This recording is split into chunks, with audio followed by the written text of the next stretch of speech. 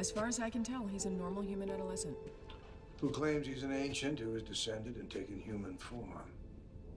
There really is no other explanation, sir, for how he could have gotten into the base, or know the things he knows. I'm pretty sure he's given us the key to finishing the anti-prior technology Dr. Lee and I were working on. According to the mission report on your first encounter with Orlin, you two had a intimate relationship?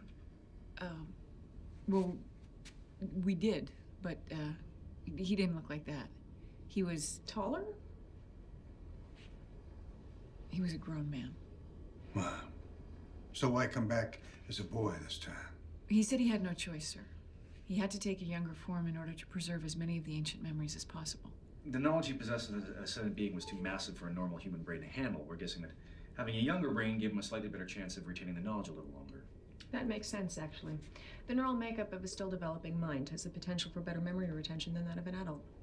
Ultimately, sir, he says he will lose most of the knowledge. Sir, I think he's taken a huge risk just to be here. We should at least hear him out. Mm-hmm. I'm sorry, aren't you breaking some major cosmic rules here? I mean, why did the others let you go without wiping your memory clean? Honestly, I don't really know. I guess enough of them felt it was necessary for someone to step out of line and warn you. I'm assuming you're talking about the Ori. We're already aware of the threat they pose. Believe me, you don't know everything. A long time ago, the Ori and the Alterans were one society, human, on an evolutionary path to ascension. But a philosophical division grew. The Ori grew more and more fervent in their religious belief.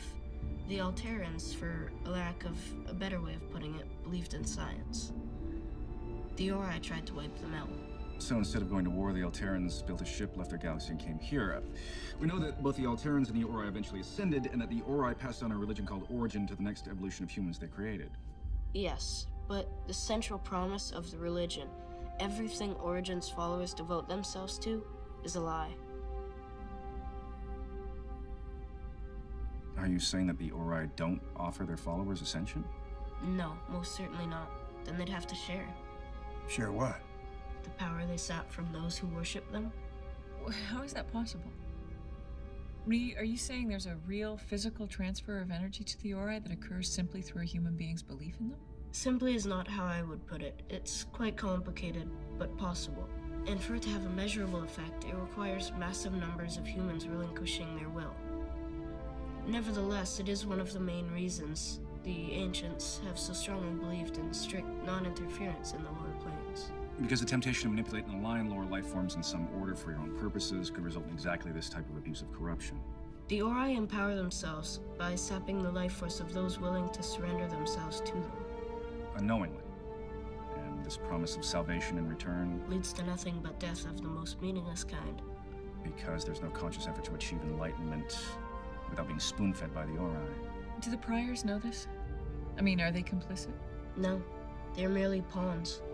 The more worlds the priors convert, the more powerful the Ori become. They must be stopped.